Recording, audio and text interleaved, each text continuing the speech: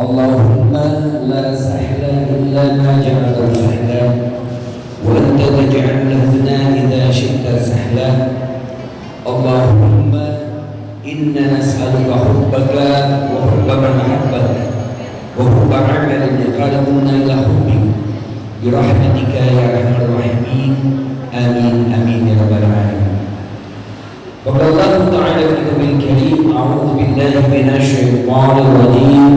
يا أيها الناس اتقوا ربكم الذي خلقكم من نفس واحدة وخلق منها زوجها وبث منهما رجالا كثيرا ونساء واتقوا الله الذي تساءلون به والأرحام إن الله كان عليكم رقيبا. وإن أصدق الحديث كتاب الله وخير الهدي هدي محمد صلى الله عليه وسلم وشر الأمور محدثاتها وكل محدثة بدعة وكل بدعة ضلالة وكل ضلالة في النار. صدق الله العظيم وصدق رسول الكريم. Alhamdulillahirabbil alamin. Mudah-mudahan majelis kita, pertemuan kita, liqa kita pada pagi hari ini selalu disertai dengan rahmat dan berkah dari Allah Subhanahu wa taala. Amin amin ya rabbal alamin. Sehat semua ya Bunda? Alhamdulillah, masya Allah ya. Tiada suatu kebahagiaan yang luar biasa kecuali pada saat kita masih diberikan kesehatan oleh Allah dan kita pergunakan kesehatan itu di jalan Allah untuk dalam ketaatan kepada Allah Subhanahu wa taala. Karena kadang-kadang ada orang yang diberikan kesehatan oleh Allah, mereka mengatakan, oh sehatnya saya ini adalah keberkahan, sehatnya saya ini barokah. Apakah tanda keberkahan itu adalah sebuah kesehatan? Belum tentu. Kenapa? Karena ada orang-orang yang Allah berikan kesehatan, namun tubuh yang sehat itu dipakai untuk kemaksiatan. Ada orang diberikan oleh Allah mata yang bisa melihat, tapi mata ini jarang dipakai untuk melihat kebaikan. Namun mata ini dipergunakan untuk melihat keburukan-keburukan yang ada. Dan celakanya lagi, di zaman sekarang ini hal tersebut kemudian apa? Kemudian mudah sekali untuk dilakukan. Contoh, dengan adanya handphone sekarang, makin banyak orang yang dapat melihat atau melakukan kemaksiatan dengan matanya tanpa dia sadar. Kadang-kadang dia lihat, buka aplikasi, bahkan di bulan Ramadan sambil tunggu buka puasa dia lihat aplikasi-aplikasi yang aneh-aneh. Kan banyak gitu sekarang ya, ada dakwahnya ada, tapi yang aneh-anehnya ada. Akhirnya lama-kelamaan lihat dakwahnya sedikit, lihat yang aneh-anehnya banyak. Setelah itu apa? Di-share lagi. Subhanallah. Coba sekarang saya mau tanya, tahu kasus yang lagi hangat sekarang? Apa? Nah, ya. Saya mau tanya, usikum wa nafsi taqallah. Pada saat melihat, mendengar tentang kejadian ini di media, kan pasti begitu ya. Apalagi sekarang ikutin semua, ada yang punya TikTok, ada yang punya apa, semua isinya itu semua. Ya, saya tanya, adakah di sini yang mendoakan agar beliau diberikan hidayah? Ada? Kalau ada, alhamdulillah. Kalau tidak ada, innalillah. Karena apa? Terkadang kita, ayahanda bunda ikhwah yang dimuliakan Allah, usikum wa nafsi taqallah. Kita pada saat melihat ada suatu musibah, ada suatu kemungkaran, ada suatu hal yang buruk, dimanapun itu, sebetulnya yang lebih diuji bukan yang melakukan, tetapi yang lebih diuji itu adalah kita yang mendengar ada seseorang melakukan kemaksiatan, ada seseorang melakukan kesalahan. Orang yang melakukan kesalahan pada saat kemudian dia bertobat kepada Allah, ya, bertobat kepada Allah kalau dia Islam tentunya. Kalau dia bertobat kepada Allah, kalau dia ada urusan sama manusia satu orang, dia minta maaf, selesai. Dimaafkan, selesai. Bertobat sama Allah, selesai. Yang jadi masalah kita yang mendengarkan. Sebetulnya ujian terberat adalah pada saat kita mendengar ada suatu kemaksiatan, mendengar ada saudara kita ya yang terjerumus dalam dosa, kemudian kita tidak mampu menahan lisan kita untuk tidak membicarakan.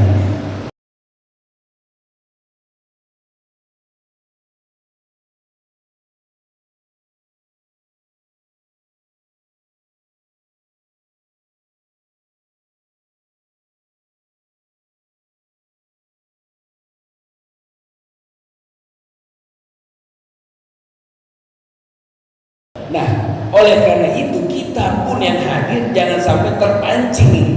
Melihat apapun, bukan hanya kasus ini, apapun. Pada saat kita mendengarkan ada seorang melakukan kemaksiatan, tahan lisan kita.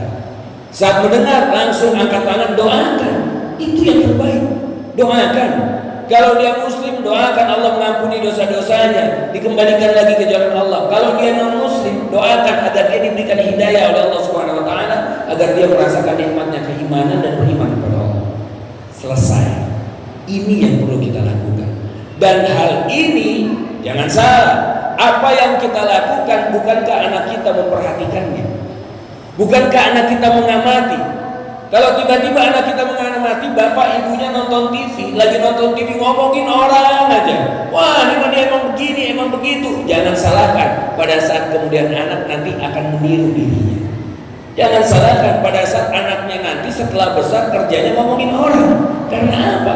Dia melihat yang namanya bapak ibunya melakukan hal ini. Maka sesuai dengan tema pada pagi hari ini, kita akan membahas tentang anak cerminan diri kita. Nah, kalau kita katakan tadi kesehatan apakah berkah, apakah sehat itu barokah? Belum tentu. Pada saat kesehatan kita ternyata dipakai untuk kemaksiatan. Ada orang-orang yang mengatakan banyak anak barokah, punya anak barokah. Saat ada anak yang lahir, berkah, berkah, berkah, berkah.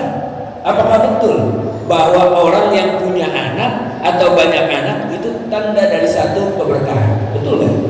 Baik, sekarang kita lihat apa menurut Al-Quran posisi anak di dalam Al-Quran itu apa sih? Bagaimana posisi anak di dalam Al-Quran? Ternyata ya bunda ikhwah dengan Allah, posisi anak di dalam Al-Quran itu ada 4. Catat baik-baik. Ada 4 posisi anak di dalam Al-Quran bagi kedua orang tuanya. Yang pertama, anak sebagai perhiasan bagi orang tuanya. Kok perhiasan Ustaz? Dalilnya mana? Kita bicara pakai dalil. Maka dalilnya ada di dalam surat Ali Imran di ayat ke-14. Ali Imran di ayat ke-14. Allah berfirman, A'udzu billahi minasyaitonir rajim. Zayyana lin-nasi hubbus syahawati minan nisa'i wal banin. Ya. Wal qanatiril muqantarati min dhahab. Itu begitu bunyinya. Ila akhir ayat. Saya ulang ya. Zayyana lin-nasi hubbus syahawati minan nisa'i wal banin dan seterusnya. Ditampakkan terasa indah kata Allah. Ditampakkan terasa indah suatu keinginan, sesuai keinginan bagi dirinya itu adalah apa? Wanita-wanita dan juga anak-anak sebagaimana harta benda yang mereka tumpuk-tumpuk dalam bentuk emas maupun perak. Lanjutan ayatnya itu ladang, sawah, kendaraan kuda dan lain-lain. Itu bunyinya begitu. Jadi anak ternyata ada di dalam satu ayat ini disejajarkan dengan apa? Perhiasan bagi orang tuanya. Kok perhiasan? Bagaimana maksudnya? Lihat. Kalau ada 2 orang tua bertemu, ngobrol sudah lama nggak ketemu. Kira-kira ada nggak pembicaraan tentang anak terselisip di dalam situ? Terselisip, nggak enak banget bahasanya.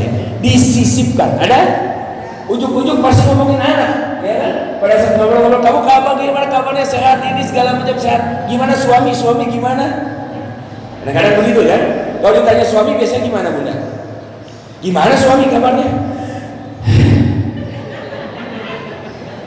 Kita suami ditanya istri nggak begitu jawabnya ya. Gimana istri kabarnya? Oh sehat, kan gitu ya. Kalau perempuan beda pak. Wanita kadang-kadang gimana suami gimana? Nggak usah tanya deh. Astagfirullah. Orang ditanya dia nggak jawab sehat apa enggak, selesai ya. Tapi ini bisa panjang gara-gara ditanya itu. Sama pada saat anak-anak gimana sehat. Maka dikatakan bahwa apa? Wanita ditampakkan indah bagi seorang laki-laki dan juga anak-anak bagi seorang laki-laki. Pada saat seorang laki-laki bertemu dengan teman-temannya, bertemulah orang tua dengan orang tua yang lain, maka dia akan membicarakan tentang anak-anaknya. Dan ternyata usikum Allah, nggak ada kayaknya orang tua yang ingin menjelek-jelekkan anak-anaknya di hadapan orang lain. Betul? Mereka biasanya akan memperindah hal itu, membangga-banggakan apa yang sudah dicapai oleh anak-anaknya. Apalagi sekarang usikum Allah, yang dibangga-banggakan masalah agama, yang dibangga-banggakan masalah hafalan Qur'annya. Banyak orang tua yang ingin memasukkan anaknya ke dalam pesantren tahfiz Quran. Pada saat kumpul sama saudara-saudaranya, dia bangga. Alhamdulillah, anak saya 4 juz, anak saya 8 juz, Masya Allah. Sekarang itu ya, kadang-kadang kalau lagi ngumpul-ngumpul, bahkan kepada ustadznya dia juga membanggakan. Ustadz, ya Allah, Ustadz, mohon doanya Ustadz, Masya Allah, anak saya sudah 8 juz. Doanya Ustadz, doanya saya istiqomah. Dalam hati, gak nanya. Tapi karena yang dilihat Ustadz, yang dibanggain masalah ini. Kalau dilihat dokter, yang dibanggain beda lagi ya. Kalau dia lihat yang lain-lain, dibanggakan beda lagi. Tetapi ternyata hal ini bisa dibangga-banggakan oleh dirinya. Untuk apa? Membanggakan anak-anaknya. Kadang seorang orang tua itu rela untuk apa? Rela untuk menjatuhkan dirinya di hadapan temannya agar anaknya terlihat lebih baik.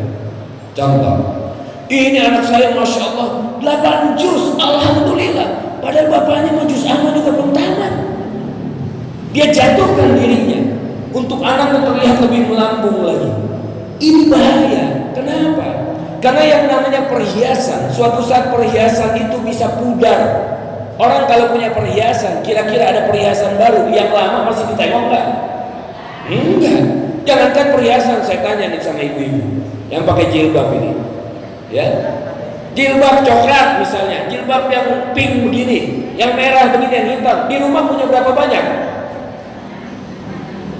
Kira-kira lebih senang pakai yang baru apa pakai yang lama? Nah, yang lama masih di lemari, masih hisapnya menegangkan itu. Kenapa masih disimpan? Ada yang sudah 3 bulan gak dipakai jilbabnya, yang 6 bulan. Ngapain masih disimpan? Subhanallah, hati-hati. Nanti Allah akan hisap satu persatu. Beli yang baru, keluarkan yang lama. Beli yang baru, keluarkan yang lama. Kasih kepada orang yang lebih membutuhkan. Itu selamat kita. Usikum Allah. Sama ini sama ibu-ibu. Jilbab disimpenin, baju yang udah nggak muat sekarang agak gemukan dikit, yang ini yang masih boros sudah dikeluarin. Niatnya apa? Nanti kurusan dikit, biar bisa pakai lagi. Benar kan? Kesampaian nggak? Enggak, ya udahlah, berikan, keluarkan. Kenapa? Ditampakkan indah bagaikan perhiasan. Sama anak juga gitu. Anak awal kita bangga-banggakan, kita senang, ceritakan kepada orang-orang. Tiba-tiba anak berbuat salah, langsung ini lisan sudah tidak mau menceritakannya. Kemudian orang bertanya, gimana anaknya? Gak usah tanya. Perhiasan bagi orang tuanya. Satu. Posisi kedua, anak bagi orang tuanya. Ada anak yang di dalam Al-Quran ternyata Allah sebutkan mempunyai posisi sebagai apa? Anak sebagai musuh bagi orang tuanya. Musuh. Di dalam surat At-Taghabun di ayat ke-14 Allah berfirman, A'udzubillahi minasyaitonirrajim. Ya ayyuhalladzina amanu inna min azwajikum wa auladikum aduwwan lakum fahdharuhum. Wahai orang-orang beriman, sesungguhnya di dalam diri pasangan-pasangan kalian dan juga anak-anak kalian itu ada musuh-musuh bagi kalian, fahdharuhum, maka waspadalah, kata Allah. Wih, ini kok pasangan jadi musuh? Anak kok bisa jadi musuh? Ini gimana ceritanya, Ustaz? Kita lihat berapa banyak sekarang anak-anak yang di dunia saja sudah jadi musuh bagi orang tuanya. Ada anak yang udah ya, gak dikasih uang jajan bisa bakar rumah orang tuanya. Ada anak gak bisa dikasih uang jajan dibunuh orang tuanya. Ada anak kemudian yang pada saat dia hadir ke rumah orang tuanya, orang tua tegang. Subhanallah. Ya. Anak mau datang tiba-tiba, Assalamualaikum. Ini anaknya dari jauh dari ucap, Assalamualaikum. Ibunya dengar, Pak, anak Kita Pak, anak kita. Hah? Yang mana? Dia gembok Bu, kunci Bu. Ada yang begitu. Karena apa? Masalah dia pasti. Pasti dia bawa masalah. Pasti dia kenapa lagi. Pasti ada apa-apa nih.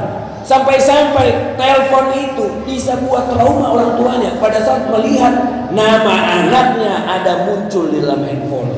Sering nyala. Aduh, dia lagi nih. Apa ini?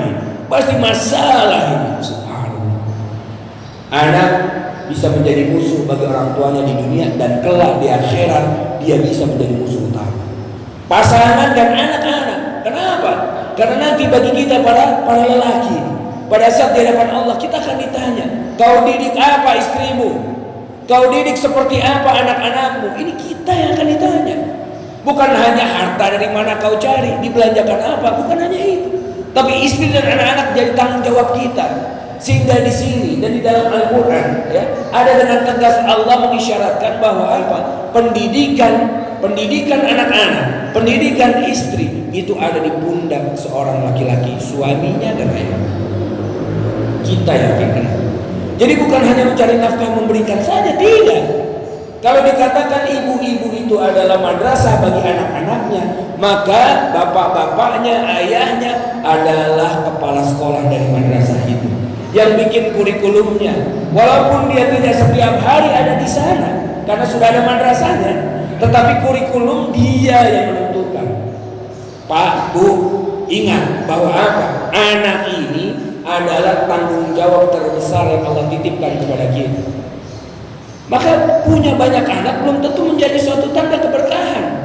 Bisa jadi punya banyak anak ini suatu kemusibahan. Kenapa? Kalau tidak ada satupun anaknya yang bisa kemudian berjuang di jalan Allah. Gak harus jadi ustaz, gak harus jadi kiai. Apapun posisi dia berjuang di jalan Allah, menegakkan syariat Allah di apapun pekerjaannya. Itu tugasnya di mana? Ayah yang akan dicari nanti oleh Allah, diminta pertanggungjawabannya. Kau didik apa istrimu? Kau didik apa anak-anak? Maka nanti pada saat di pengadilan di akhirat, Allah akan hadirkan satu pengadilan, satu keluarga. Bapaknya dihadirkan, ibunya dihadirkan, anak-anaknya dihadirkan. Lihat ya. Saat itu kemudian ayahnya dinyatakan bahwa ayahnya ini adalah orang yang salih. Maka kata Allah, ayahnya tempatnya di surga, istrinya, ibunya adalah orang yang salihah, maka dikatakan ibunya tempatnya di surga. Namun mereka berdua ternyata punya anak ahli maksiat. Maka kemudian Allah tetapkan anaknya di neraka. Surga, neraka. Setelah itu Allah mengatakan semua ridha. Lihat, sifat pengadilan Allah itu adlut tammah. Ya, pengadilan yang sempurna, seadil-adilnya. Enggak kayak pengadilan di sini. Salah bisa benar, benar bisa salah. Yaitu pengadilan di dunia. Di akhirat enggak begitu. Malaikat enggak bisa disuap, enggak bisa disogok, enggak bisa. Apalagi Allah. Allah enggak butuh apa-apa, yang butuh itu kita. Saat itu Allah mengatakan ridha. Apa kata anaknya? Ya Rabb, hamba tidak ridha. Kenapa engkau tidak ridha kata Allah? Bukankah hamba ini amanah tertinggi yang kau titipkan kepada kedua orang tua hamba? Benar kata Allah. Ayah hamba soleh sendirian. Dia ngaji sendirian. Dia kemudian sholat sendirian. Hamba pulangnya pagi, nggak pernah dibangunin untuk sholat. Ibu hamba soleh sendirian. Grup pengajian ada beberapa, tapi hamba tidak pernah diajarin ngaji sama ibu hamba. Maka hamba seperti ini karena kedua orang tua hamba lalai ya Allah. Hamba gak ridha. Apa kata Allah? Baik. Kalau begitu, masukkan kedua orang tuanya terlebih dahulu ke dalam neraka untuk menemani anaknya. Subhanallah. Ayahnya salih, ibunya salihah. Masuk neraka dulu gara-gara siapa? Anak-anaknya. Maka Allah mengajarkan doa, Rabbana atina fid dunya hasanah wa fil akhirati wa qina. Nah, ini ulama membahas, loh, kenapa doa ini harus sampai ada waqina adzabanarnya? Kan harusnya cukup sampai wa fil akhirati hasanah. Ya Allah, anugerahkan kepada kami kebaikan di dunia dan kebaikan juga di akhirat. Khalas dong. Kebaikan di akhirat berarti kan masuk surga. Ngapain pakai ada waqina adzabannar? Ternyata lihat ini ada kasus juga orang soleh, solihah harus masuk mampir neraka dulu gara-gara ada anaknya yang dia lalai dalam mendidiknya. Nanti masuk surga tapi mampir dulu, bukan gara-gara dia, tapi kelalaian dalam mendidik anak-anaknya. Maka doa ini dilanjutkan, waqina adzabannar. Gak pakai mampir dulu ke neraka ya Allah, gak pakai diazab dulu ke neraka, apapun alasannya ya Allah. Ini doanya, Masya Allah. Dan saat itu ternyata anak bisa menjelma menjadi musuh bagi orang tuanya. Ini posisi anak yang kedua. Yang ketiga, posisi anak adalah sebagai fitnah atau ujian bagi kedua orang tuanya. Ujian. Di mana dalilnya? Sama di dalam surat At-Taghabun di ayat berikutnya, di ayat ke-15-nya. Innama amwalukum wa auladukum fitnah. Sesungguhnya kata Allah, di dalam harta kalian, di dalam diri anak-anak kalian itu ada ujian bagi kalian. Fitnah ini ujian. Anak yang ujian itu yang seperti apa? Kan tadi udah musuh. Beda. Ada anak menjadi musuh, ada anak menjadi ujian. Ujian itu maksudnya adalah, mohon maaf, anak-anak yang dilahirkan ke dunia ini dengan kebutuhan khusus misalnya, ya, dengan kebutuhan khusus banyak. Kadang-kadang kita juga lalai dan abai terhadap saudara-saudara kita yang mempunyai anak berkebutuhan khusus. Kami dulu sering mengisi pengajian, bahkan sampai tahunan itu di RSCM. Di RSCM itu banyak ibu-ibu hebat yang punya anak-anak berkebutuhan khusus, bikin pengajian sendiri.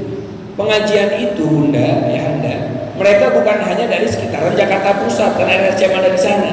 Ternyata ada yang dari Cikarang, ada yang dari Bogor, ada yang dari tempat yang jauh-jauh. Saya sampai nanya, loh Bunda, punten saya mau nanya, emangnya di dekat rumah gak ada pengajian? Sampai harus ngaji jauh-jauh gitu? Ya Anda Bunda, ngaji itu sampai megang infus makan anaknya. Ini anaknya dibawa, dia megang infus sambil dengerin ngaji, Masya Allah. Sementara datang dari jauh-jauh. Jadi RSCM menyiapkan ambulans yang menjemput di satu titik supaya mereka bisa ngaji. Hebat. Ngaji mereka. Anaknya digendong, ada yang hidrosefalus, kepalanya besar. Ada yang cerebral palsy, kepalanya mengkerut, kecil gitu. Ada yang Down syndrome, ada yang macam-macam. Ya subhanallah. Pada saat seperti itu, lihat, ibu ini menjawab, ada Ustaz pengajian dekat rumah saya, tapi saya nggak mau. Kenapa? Karena ibu-ibu pengajian yang lain mereka gibahin anak saya Ustaz. Ada yang bilang, oh anaknya tuh begitu karena dosa bapak ibunya itu mah. Ibu-ibu pengajian lisannya begitu. Itu ngajinya di mana? Ngajinya seperti apa? Emang dipikir kalau ibu-ibu pengajian udah pasti baik? Emang pasti udah gibah? Bisa jadi ibu-ibu pengajian gibahnya di masjid. Bisa. Dan kadang-kadang gak pakai ngomong. Nih saya contohin nih ya, saya contohin. Dia lagi ngaji begini, tiba-tiba ada yang masuk. Misal nih, masuknya dari sana tuh ibu-ibu, padahal udah jelas di sini. Dia masuk dari sana, duduk di sini nih. Dia, set, Masya Allah ya. Jilbabnya polkadot orange misalnya. Nggak ada kan ya? Ada. Ya, tak tersinggung lagi. Polkadot orange misalnya. Ini orange. Nabraknya sama apa? Bajunya ungu ngejreng. Garis-garis miring begini, macam-macam misalnya. Nggak ada kan? Nggak ada. Ya. Bawahnya, waduh, batik warna hijau ngejreng. Orange, ungu, hijau, duduk di sini. Terah, kira-kira pada melihat dia nggak? Lihat. Cuman kan lagi ngaji, Ustadz lagi di depan, dia nggak lihat. Tiba-tiba yang duduk sini sama yang duduk sini, bisa bukan Bunda ya, yang duduk sini sama yang duduk sini, karena temenan, lihat-lihatan, sambil lihat-lihatan, begini yang satunya.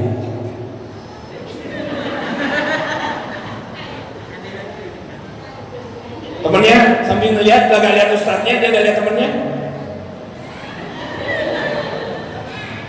Kira-kira paham gak tuh? padahal nggak ada suaranya. Iya kan? Ini dia hebatnya ini. Dan itu di dalam Al-Quran dikatakan ada loh orang-orang dan orang-orang kafir. Allah katakan dulu itu kalau ada orang beriman lewat di depan mereka, mereka akan saling berkata-kata dengan matanya. Begitu. Kita di masjid lagi ngaji bisa matanya model begitu. Kalau nggak mata kelingking, jawil-jawil sebelahnya. Ini nggak lihat tapi gini nih. Iya. Astagfirullah. Ini dia. Dan ternyata terbukti ada orang-orang yang dia sudah ngaji tapi lisannya model seperti ini kepada anak saudaranya. Padahal anak-anak berkebutuhan khusus itu adalah ahli-ahli surga yang masih berjalan di dunia. Walaupun dia nggak bisa jalan, dia pasti masuk surga.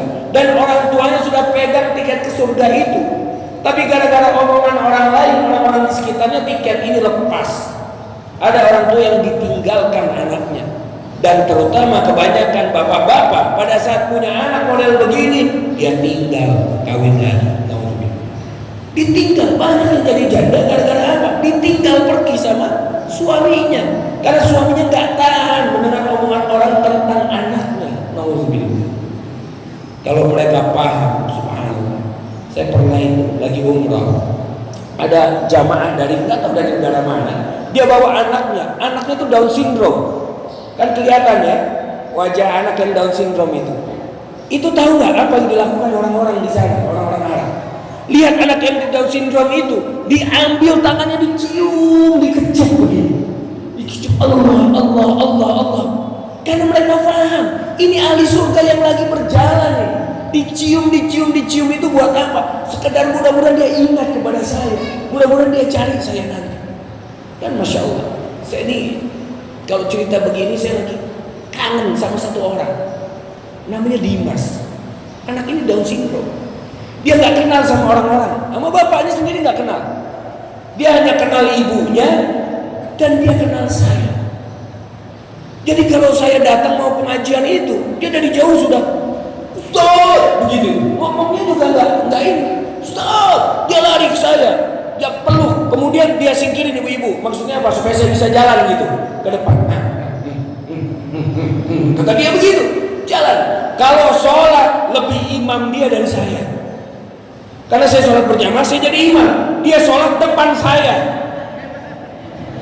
Jadi saya sujud, dia nungging gitu di depan itu. Saya sujudnya begitu aja. Ibunya itu suka, aduh Dimas sini. Jangan mudah saya biarkan. Saya ingin Dimas ingat sama saya dulu. Biarkan. Itu dia. Kalau kita punya ilmu, maka kita pergunakan ilmu ini sebaik-baiknya. Kita paham. Maka ada anak-anak yang menjadi ujian bagi orang tuanya dari mulai lahir. Mereka berkebutuhan khusus, tapi berbahagialah. Innallaha idza ahabba 'abdan ibtalahu, kata Rasulullah SAW. Sungguhnya Allah kalau cinta sama seorang hamba, dia akan apa? Dia akan uji hamba itu.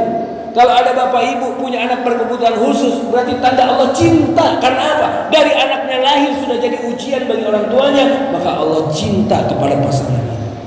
Maka diberikan tiket surga itu kalau dia paham. Ini posisi anak yang ketiga. Terakhir, posisi anak yang keempat bagi orang tuanya, yaitu anak sebagai qurrata a'yun, sebagai penyejuk mata, penenang jiwanya. Di mana? Di dalam surat Al-Furqan di ayat 74 itu, ya.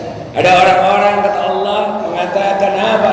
Rabbana hab lana min azwajina wa dzurriyyatina qurrata a'yun waj'alna lil muttaqina imama.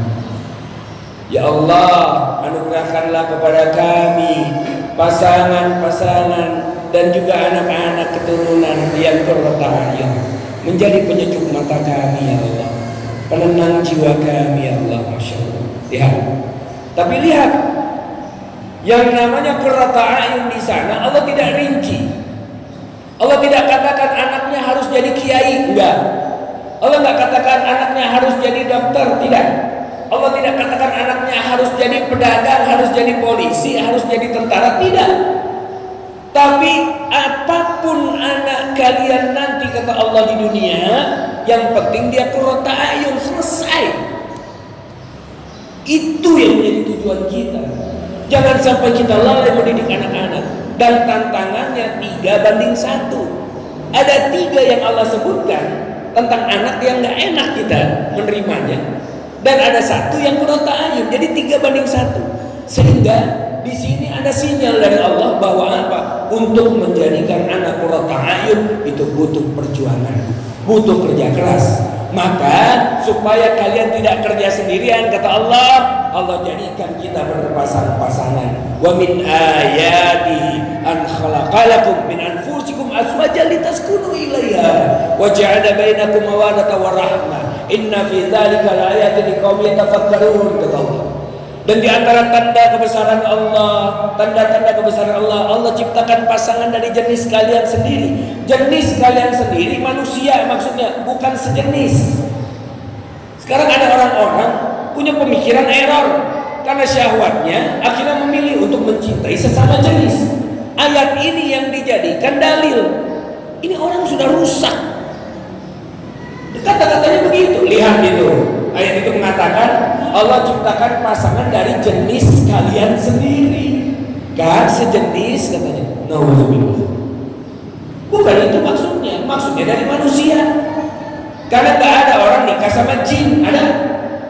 Nikah sama kambing, tak ada.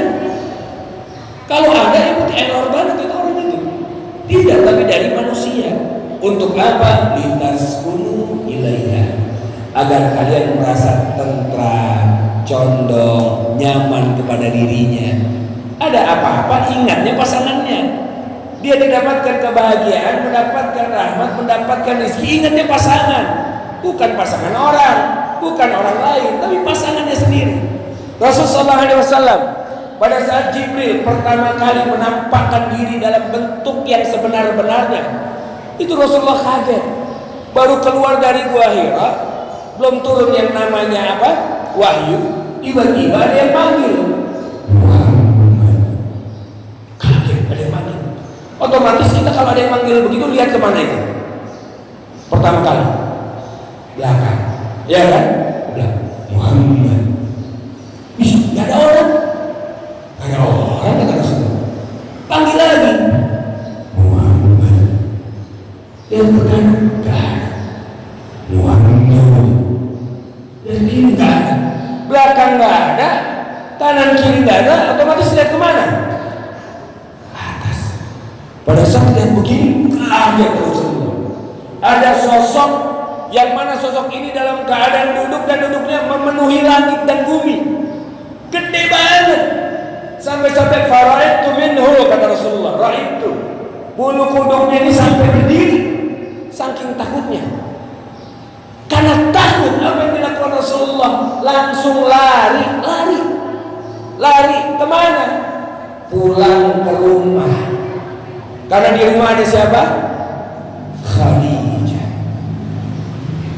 Nggak lari ke karaoke, enggak. Bukan terus pergi kemana enggak. Yang diingat pulang kemana? Ke rumah. Pada saat sampai di rumah, buka pintu, lihat wajah Khadijah, Sayyidatul Khadijah, hilang ketakutan Rasulullah 50%. Masya Allah. Itu Sayyidatul Khadijah, wajahnya kayak gimana itu menenangkannya ya. Suaminya baru lihat 50% hilang. Langsung Rasulullah mengatakan, Zamiluni, selimuti aku. Ya. Padahal kira-kira yang namanya Saudi panas dingin. Panas, kadang siang-siang dipakainya. Siang bukan malam itu. Ya. Zamiluni, saking takutnya. Diselimuti oleh Khadijah. Setelah diselimuti, lihat kata-kata Khadijah. Sayangku, kenapa? Jangan takut. Kamu orang baik, gak usah takut. Aku akan menemanimu sampai kapan. Allah. Hilang ketakutan Rasulullah 100%. Beda. Khadijah zaman dulu sama zaman sekarang beda. Sekarang ada yang namanya Khadijah, ada juga. Ya. Suami gak punya masalah, lagi gak punya masalah. Habis gajian, lagi senang-senangnya. Pulang ke rumah, lihat wajah istri, langsung ketakutan. Padahal di luar gak ketakutan. Pulang ke rumah, wih masalah semua nih, wajah kayaknya, subhanallah, beda. Rasulullah punya masalah di luar, pulang ke rumah ingat istrinya. Karena apa? Istrinya qurrata ayun. Istrinya ini jadi penyejuk matanya, penenang jiwanya, anak-anaknya juga begitu. Maka kita perlu kerja keras, effort untuk apa? Untuk menjadikan anak-anak kita, pasangan-pasangan kita sebagai qurrata ayun.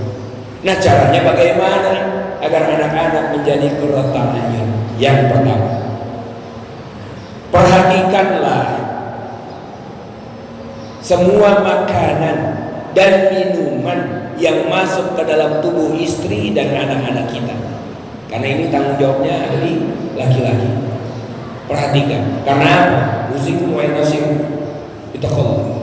Wallahi demi Allah saya katakan, pada saat kita membawa pulang penghasilan dari jalan yang haram, dari jalan yang syubhat, kita berikan kepada istri dan anak-anak kita, dan mereka makan hal itu, maka dari makanan itu akan tumbuh daging dari hasil yang haram.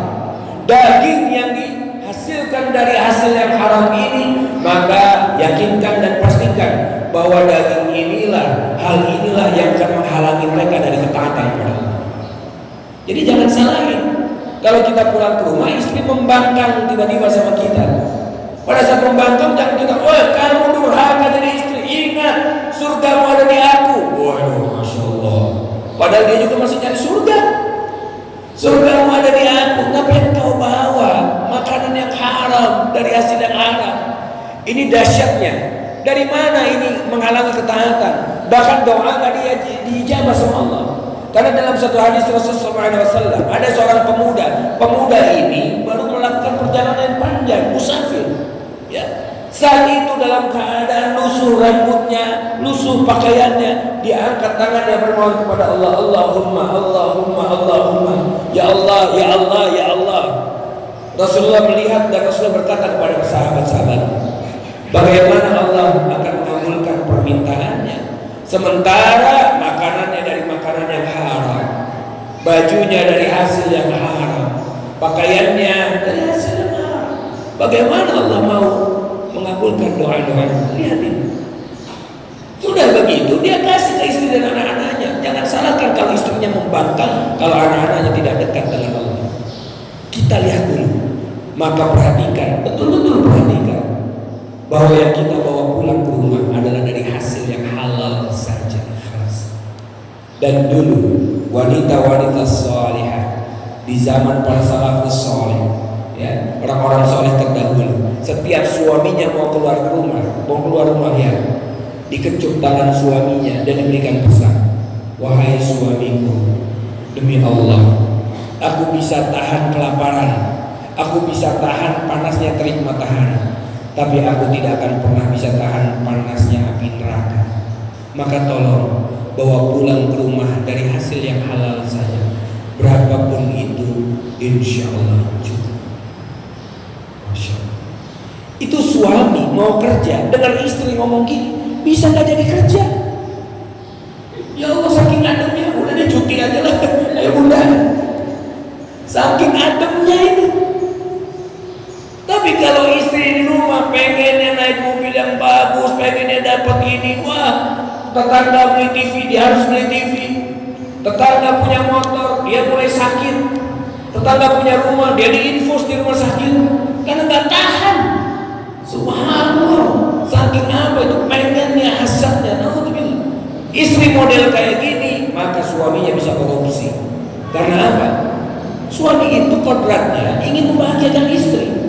Nggak ada suami ingin menikahi seorang wanita, seorang laki-laki ingin menikahi wanita. Wah, saya mau nikah sama dia. Kenapa? Saya mau bikin hidupnya sengsara. Nggak ada.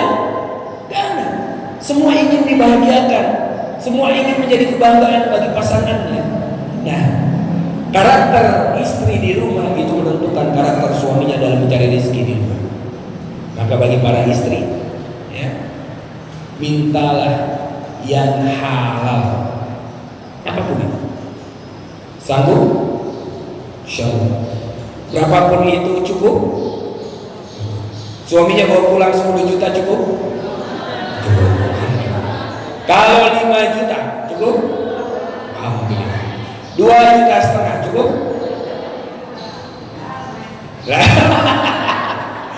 Banget, 5 juta cukup, 2,5 juta ya lumayan lah.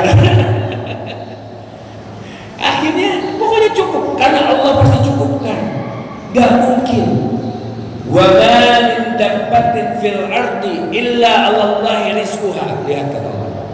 Binatang melata yang gak pernah sujud kepada Allah, yang gak pernah baca Al-Quran, ya, mereka saja Allah jamin rizkinya. Apalagi kita yang sujud sama Allah, yang ahad pagi-pagi ngaji di rumah Allah ini, mencari ilmu. Masa Allah gak cukupkan? Pasti Allah cukupkan. Buat makan pasti dapat. Tapi untuk keinginan syahwatnya kadang Allah tahan, karena bisa jadi syahwatnya ini malah akan, atau keinginannya ini malah akan membawa dia ke tempat yang buruk bagi dirinya. Ini yang pertama, perhatikan makanan dan minuman. Yang kedua, perhatikan hubungan kita dengan orang tua dan mertua. Perhatikan itu, hubungan kita dengan orang tua dan mertua. Kenapa? Karena ada hadis mengatakan kama tadinu tudan, kama tadin tudan.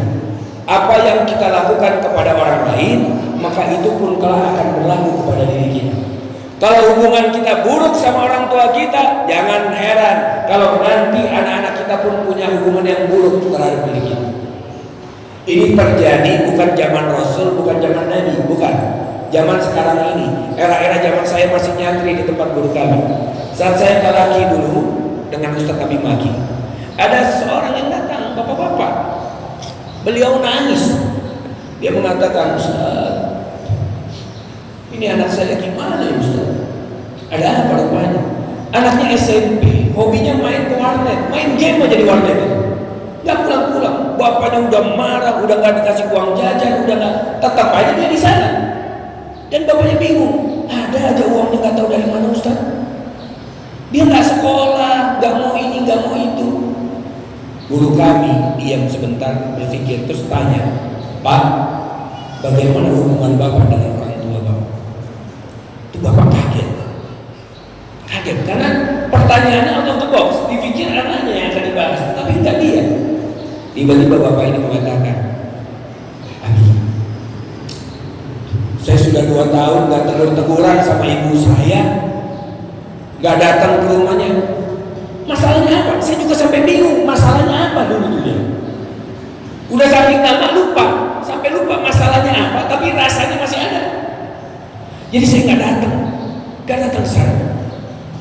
Guru saya mengatakan, datang Pak, minta maaf. Hubungannya sama anak saya apa nih? Datang, minta maaf. Lakukan itu dulu, nanti kita bicara lagi. Akhirnya bapak ini ternyata datang ke rumah ibunya, minta maaf. Ibunya melihat anaknya datang, mau minta maaf, nangis juga. Sampai-sampai beliau berdua ngomong, Bu, dulu masalah kita apa ya? Ibu juga sampai lupa masalah kita apa ya? Sampai begitu. Tapi saking bahagianya, akhirnya gembira dia. Pulang ke rumah, beliau cerita kemudian dia pulang ke rumah, tiba-tiba dari kamar bunyi suara ketrek. Apa ini? Pas dilihat anaknya di rumah. Padahal udah gak pernah pulang, dan dia saking masih bahagianya, dia ke anaknya baik, dia bilang, ketumben di rumah. Iya, mau di rumah aja kata kami. Gak mau ke warnet. Nih, kalau nggak ada uang, bapak ada uang nih, nggak apa-apa main sana. Karena lagi bahagia hatinya, hubungan sama ibunya beres. Kata anaknya apa? Nggak Pak, bosen. Besok saya mau sekolah aja. Kontan Allah balas langsung perkara itu. Maka perhatikan, Ustaz saya udah nggak punya orang tua. Mertua itu orang tua kita juga. Dari mertua itulah pasangan kita lahir, dibesarkan, diberikan makan. Maka sama hormatnya, karena mertua itu mahram seumur hidup. Walaupun kita pisah dengan pasangan, itu mertua gak jadi mantan mertua. Enggak, ini keliru. Itu mantan mertua itu. Enggak, kalau mantan bisa dinikahin. Ini gak bisa. Dia pisah sama istrinya, tiba-tiba dia lihat mertuanya lebih cakep. Oke, boleh nih sama mertua aja deh. Kan mantan mertua, gak bisa. Karena itu mahram seumur hidup, dan bakti kita tetap. Walaupun kita sudah pisah, ini mertua kita. Kita nikah lagi, punya mertua dua. Mantan istri, mantan, jangan dianggap ini juga sama. Enggak, mertua tetap mertua. Bakti kita tetap, karena apa? Mahram. Di sini kadang kekeliruan itu ada, sehingga pada saat mereka berpikir saya hubungan sama orang tua baik, orang tua saya udah gak ada, udah wafat, dia lupa hubungan sama mertuanya buruk. Karena apa? Dia pisah sama istrinya, hubungannya buruk ke sini. Dari sanalah kemudian terjadi hal-hal ini. Subhanallah. Maka perhatikan hubungan kita dengan apa? Dengan orang tua dan juga mertua. Ini yang kedua. Kemudian yang ketiga, yang terakhir adalah ikhtitam dari kami, sekaligus kami tutup kajian ini. Yang ketiga, jangan lupa untuk selalu mendoakan doa-doa terbaik bagi anak-anak kita. Walaupun mereka sedang melakukan hal yang tidak kita sukai, namun jangan sampai lisan ini mengucap sumpah-sumpah yang buruk, terutama bagi ibu-ibu ini, terutama ya. Karena ibu-ibu itu mempunyai kedudukan yang jauh lebih mulia di hadapan anaknya dari bapaknya. Kok Ustaz bisa ngomong gitu? Iya. Orang Rasulullah SAW pernah didatangi sahabat, ditanya oleh sahabat ini kepada Rasulullah SAW, ya Rasulullah, man abar? Ya Rasulullah, siapa yang harus saya paling hormati, paling berbakti untuk pada siapa? Ya, kalau bir itu kan berbuat baik, ya. Tapi kalau apa? Itu udah superlatif. Siapa yang paling harus saya hormati? Apa kata Rasulullah SAW? Ibumu. Ditanya lagi, man abar? Siapa lagi? Ibumu. Man abar? Ibu. Mana bar? Abak. Baru begitu kan? Ibumu, baru ayahmu. Nah, ibu-ibu terkadang pada saat anaknya melakukan suatu hal kenakalan yang dia lakukan, lisan ini kadang tak tahan. Bandel banget nih anak, bandel lu. Karena ibu dalam keadaan terzolimi, hati nggak suka, terucap sumpah. Allah dengar doa ibu yang terzolimi, ngucap. Allah ijabah langsung. Bandel dasarnya durhaka benar. Satu pelajaran dari seorang ibu yang punya anak bandel banget. Ini anak saking bandelnya, ya Allah. Nih, bandingkanlah kebandelan anak-anak ibu sama ini anak. Ya. Jadi ibunya mau terima tamu di rumahnya. Saat itu makanan udah siap nih. Makanan di situ tuh udah siap. Ini ibunya lagi ke dapur, anaknya di luar ngambil pasir. Ini makanan ditaburin pasir semua. Begini. Ibunya keluar, astagfirullah. Kaget ibunya, loh ini kamu, ya Allah kamu, kata ibunya. Anak ibu cuek, orang bandel, ya kan? Kata ibunya, aku sumpahin kamu jadi imam Masjidil Haram. Jadi sekarang Syekh Abdurrahman Sudes. Syekh Sudes itu kecilnya bandel banget tuh, bandelnya sampai begitu. Ibunya sumpahin dalam keadaan itu, aku sumpahin kamu jadi imam Masjidil Haram. Jadi Allah. Tapi sekarang pulang ke rumah jangan terus provokasi anaknya. Nah, bandel dong. Jadi ibu bisa sumpahin kamu gitu. Dalam keadaan betul-betul dia bandel baru kemudian keluar. Tapi ucapkan doa yang ucapkan doa-doa terbaik. Pada saat mana sumpahin jadi hafiz Quran karena amin kata malaikat. Masya Allah ya. 3 hal ini persiapkan diri kita minimal agar kita bisa bentengi keluarga kita, anak-anak kita, pasangan kita untuk menjadi qurrata a'yun. Ayahanda bunda ikhwan yang Allah, mungkin sementara ini kami cukupkan dulu sampai di sini untuk menjadi pembahasan kita mukadimah di kajian perdana ini ya. Insyaallah nanti ke depan-depannya mungkin kami atau guru-guru yang lain yang akan mengisi dalam kajian ini, ambil ilmunya, catat baik-baik, karena anak merupakan investasi akhirat kita. Anak itu adalah bayangan orang tua itu sebagai bendanya. Bayangan tidak akan jauh dari bendanya, dia akan berubah sedikit. Bendanya bulat, nggak mungkin bayangannya segitiga, nggak mungkin. Tapi bendanya bulat, ada kemungkinan dia lonjong, ada kemungkinan dia lonjong. Tergantung dari sisi mataharinya nanti cahayanya akan menghasilkan bayangan seperti apa. Tapi orang tua benda, anak adalah bayangan. Anak akan menjadi cerminan kedua orang tuanya. Sehingga ya, solehkan dulu diri kita dan pasangan kita untuk kemudian bisa mencetak anak-anak yang soleh dan soleh. Solehkan dulu diri kita. Mudah-mudahan kita semua yang hadir di tempat ini Allah berikan anugerah anak-anak yang soleh dan solehah, anak-anak keturunan yang akan menjadi pejuang-pejuang agama Allah, anak-anak keturunan yang bisa memberikan syafaat kepada kedua orang tuanya nanti. Dan mudah-mudahan kita semua kelak akan Allah kumpulkan sebagaimana Allah kumpulkan bersama-sama pada hari ini di tempat ini. Maka kita bermohon agar kelak Allah kumpulkan kita kembali seperti ini di dalam surganya Allah. Amin amin ya rabbal alamin.